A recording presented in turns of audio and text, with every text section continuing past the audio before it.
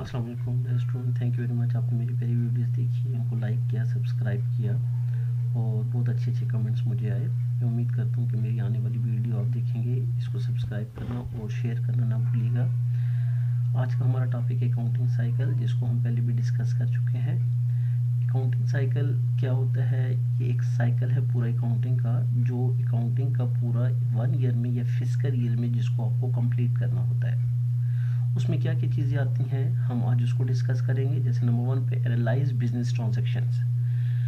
Business transactions क्या होती हैं, ये हम पहले भी पढ़ चुके हैं कि बिजनेस आपका जो है, हम कहते हैं वो तमाम एक्टिविटीज़ जिसका मकसद पैसा कमाना हो लेकिन लीगल एक्टिविटीज़ हों।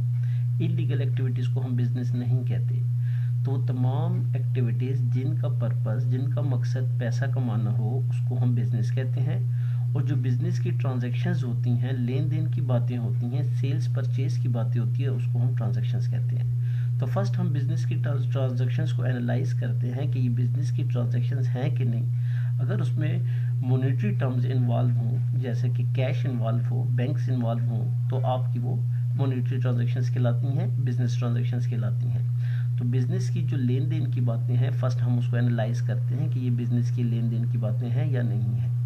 अगर वो बिजनेस की लेन देन की बातें हैं, अगर वो क्रेडिट पे हैं या कैश पे हैं, हमको उसको अकाउंटिंग साइकिल में फर्स्ट उसको एनालाइज करके रिकॉर्ड करते हैं। तो जब हम फर्स्ट रिकॉर्डिंग करते हैं या जिस बुक में रिकॉर्ड करते हैं, हम उसको जर्नल बुक कहते हैं या जर्नलाइज द ट्रांजैक्शंस कहते हैं। जर्नल बुक आपकी क्या होती है? ये वो अकाउंटिंग की फर्स्ट बुक होती है जिसमें जैसी ही बिजनेस की ट्रांजैक्शन होती है, लेन देन की कोई बात होती है, तो उसको हम ट्रांजैक्शन जो होती है उसको हम जर्नलाइज करते हैं, जर्नल बुक में रिकॉर्ड करते हैं, जिसको हम उसके पूरा एक परफॉर्मा, आपको पता होगा कि उसका एक प्रोसीजर है, जैसे हम उसको कहते हैं serial number, particulars, reference, debit and credit. तो डबल एंट्री अकाउंटिंग सिस्टम में आपने हर चीज़ को डेबिट एंड क्रेडिट में रिकॉर्ड करना होता है, तो हम उसको अकाउंटिंग की बुक में रिकॉर्ड करते हैं, जिसको जर्नल बुक कहा जाता है, जर्नलाइज ट्रांजैक्शन कहा जाता है। उसके बाद उसी से हम ट्रांसफ़र करते हैं या फॉरवर्ड करते हैं या पोस्ट करते हैं लेजर्स अकाउंट में। जब हम बुक्स को जर्नलाइज कर देते हैं, तो फिर मैं आगे चल के हम जो अकाउंटिंग की बुक बनाते हैं उसको जर्नल बुक कहते हैं, जिसमें हेड वाइज आप रिकॉर्ड करते हैं। मीन्स अगर कैश है तो कैश की ट्रांजैक्शन सिर्फ उसमें आती हैं, बैंक है तो बैंक की ट्रांजैक्शन आती हैं, यूटिलिटी बिल्स है तो उसमें सारी यूटिलिटीज बिल जाएंगे। जहाँ जहाँ जो चीज़ डेबिट हुई है उसको डेबिट करेंगे, और जहाँ जहाँ जो चीज़ क्रेडिट हुई है क्रेडिट करेंगे। तो उसका आप एक बैलेंस निकाल लेते हैं लास्ट में कि आपकी 1 मंथ में या 1 डे में या 1 ईयर में एक हेड में कितनी बार डेबिट हुआ है और कितनी बार वो क्रेडिट हुआ है। तो डेबिट क्रेडिट का जो डिफरेंट होता है, जो डिफरेंस जो भी आता है डेबिट क्रेडिट का डिफरेंस, उसको फिर हम ट्रायल बैलेंस में ले जाते हैं, ट्रायल बैलेंस में वो चला जाता है। तो लेजर के बाद थर्ड जो हमारा फोर्थ स्टेप है, first analyse, second journalise, third one post into ledger. उसके बाद आप प्रिपेयर अ ट्रायल बैलेंस, फिर आप उसके बाद एक ट्रायल बैलेंस बनाते हैं। ट्रायल बैलेंस आपका क्या होता है? जिस पे भी सेम डेबिट और क्रेडिट दो साइड्स होती हैं। जो डेबिट बैलेंसेस होते हैं वो डेबिट साइड पे आते हैं, और जो क्रेडिट बैलेंसेस होते हैं वो क्रेडिट साइड पे आते हैं। और ट्रायल बैलेंस की दोनों साइड्स इक्वल होती हैं। Debit and credit both sides आपकी क्या होती हैं? इक्वल होती हैं। उसके बाद चले जाते हैं generalized and post adjusting entries पे, ये रेफरेंस पे, एक्रूअल्स पे, जितना भी आपकी ट्रायल बैलेंस बन जाता है, उसके बाद आप अगेन एडजस्टिंग एंट्रीज रिकॉर्ड करते हैं।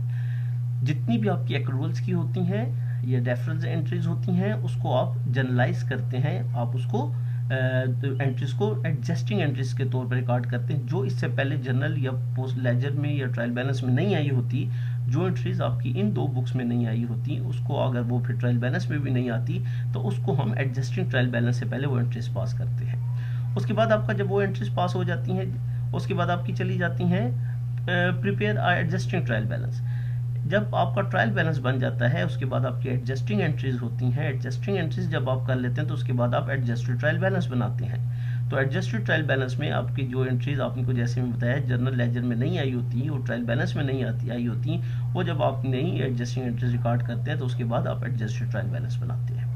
एडजस्टेड ट्रायल बैलेंस के बाद आप कहते हैं फाइनेंशियल स्टेटमेंट्स। फाइनेंशियल स्टेटमेंट्स में आपकी 3 चीज़ें आती है। इनकम स्टेटमेंट, जिसको आप प्रॉफिट एंड लॉस अकाउंट भी कहते हैं। ओनर इक्विटी स्टेटमेंट, जिसमें आप कैपिटल और उसकी जो भी इंक्रीज डिक्रीज होता है वो रिकॉर्ड करते हैं। और बैलेंस शीट बनाते हैं। इनकम स्टेटमेंट का भी आपको पता है, जिसमें हम इनकम स्टेटमेंट में आपका प्रॉफिट एंड लॉस कैलकुलेट करते हैं। ओनर इक्विटी में आपकी ओनर की जितनी भी इक्विटी होती है, जो कैपिटल होता है, उसमें जो इंक्रीज डिक्रीज है तो वो रिकॉर्ड होता है। और बैलेंस शीट आपको पता है ये आपके एसेट्स एंड लाइबिलिटीज रिकॉर्ड होती है। Asset, liabilities and owner equity ये आपकी बैलेंस शीट्स में आ जाती है।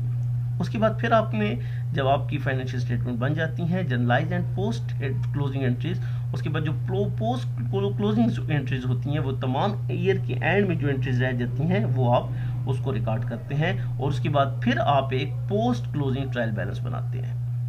तो ये देखिए, ये आपके 9 स्टेप्स हैं आपकी क्लोजिंग के। जिस वक्त आप क्लोजिंग कर रहे होते हैं, ये 2 स्टेप्स वहां पे आते हैं, और क्लोजिंग में ही आपकी ये जो है, जब आपकी फाइनेंशियल स्टेटमेंट क्लोज हो जाती है, उसके बाद फिर आप एंट्रीज करके उसके बाद 9th स्टेप आप करते हैं prepare a post closing trial balance.